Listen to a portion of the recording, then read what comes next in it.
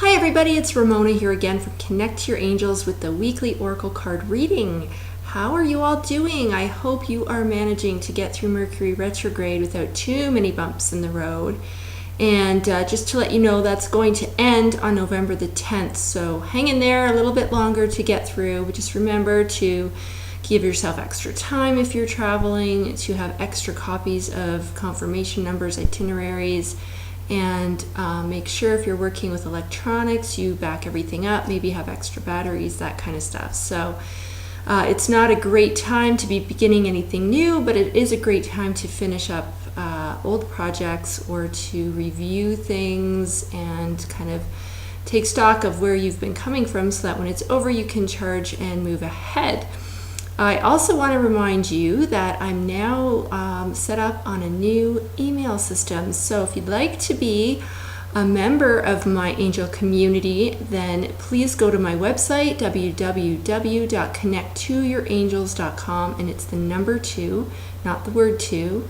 On the homepage, you'll find a form there that you can fill in and submit, and then you will receive my weekly reading here on YouTube, but also some other information about some teaching opportunities. I'm going to be doing some courses and some programs, and also putting in there some angel tips and techniques on how you can connect better with your angels. So if that's interesting to you, be sure to head over to my website. Again, it's www.connecttoyourangels.com. Fill in the form and then check your inbox, though, because you will have to confirm. There's a link, and you'll have to hit that link to confirm your subscription, and then you'll be all signed up and you'll be ready to go. So if you'd like to, like I say, be a part of that, then make sure you complete that. All right, today we are working with a brand new deck of cards. I'm really excited. This is the Flower Therapy deck that just came out by Doreen Virtue, and I'm very excited. I have not done a reading with these cards yet, so let's rock and roll. I'm going to go ahead and shuffle as always, and these are beautiful cards. So if you're a flower lover and you like to work with the Oracle cards, I can highly recommend this deck to you. Okay, so we'll take that one for Monday, Tuesday, and that one, oh, they're a little sticky because they're brand new. And this one, okay. Oh, gosh. Okay, there we go. Okay, ooh, what do we have? Monday, Tuesday, and I will hold this up. There you go. Oops, can you see that? There it is. It says you are healed, and the healing you've prayed for is on its way, and the flower is calendula, or the pot marigold, as it's called. So there, I'm just waiting for that to focus. All right, this is wonderful because it really ties in with the healing message that has been coming up lately. And that's teaching people how to subtly shift their thinking to sort of invoke that healing that is within them, or if you're praying for healing for somebody else. And so the angels are always reminding you to really be mindful of where your thoughts are. What I mean by that is, you know, if you're always in the doom and gloom and kind of putting out sort of negative thoughts, what's flowing all around you will be attracted to that, and you will get more of that same thing. But if you are shifting your mindset and your thought process is for good things, then that's what you will get back. So when it comes to health, what often happens is people inadvertently, you know, they're not doing this on purpose, they inadvertently will pray for the removal of somebody's disease, or for, you know, for themselves to not be sick anymore. Those types of things. The universe doesn't distinguish between what you want and what you don't want. It just hears, you know, disease or hears sick. So by shifting your mindset and your thoughts to health, you know, vitality, those types of things, then that's what you will start to manifest and bring back. So the angels are really reminding you to really pay attention to your thoughts around the whole issue of health. Don't be seeing yourself as sick or the other person as sick. Stop saying they have cancer. Stop saying they have whatever. They don't have it. They have a diagnosis. It isn't something that they are. It doesn't define who they are. They are, you know, still the same person they've always been. So keep that in mind and make sure when you are praying for yourself or a loved one, you are praying for complete and perfect health. Okay, this is really important. They're just, like when they want you to know something, they just keep bringing that same message over and over. And I do believe this was very similar, if not the same, to what came up last week. So obviously it's still an important message. And it's funny because it doesn't matter what deck I work with, they manage to get that message across. So really focus on that for Monday and Tuesday. Okay? Moving into the middle. Oh, look at this. I thought I chose one card, but actually there were two. All right, so we'll see what this one is. Oh, look at this. We're really on a healing path this week, or for next week. This is emotional healing. The bleeding heart is the flower. And I don't know, it's not really focused on that. So I'll read you what it says. It says, it's safe for you to let go of old emotional pain. By doing so, you allow your heart to mend. So this is really a message about a time now for you to be doing some inner work. If you're working on external healing, you can't have full and complete wellness unless, it's mind, body, and spirit. So all those things have to be healed. And I do believe that every physical ailment comes from an emotional root. So if you have an emotional issue that's unresolved over time of not dealing with it, it will start to manifest itself physically. So you really need to address the emotional side of things as well.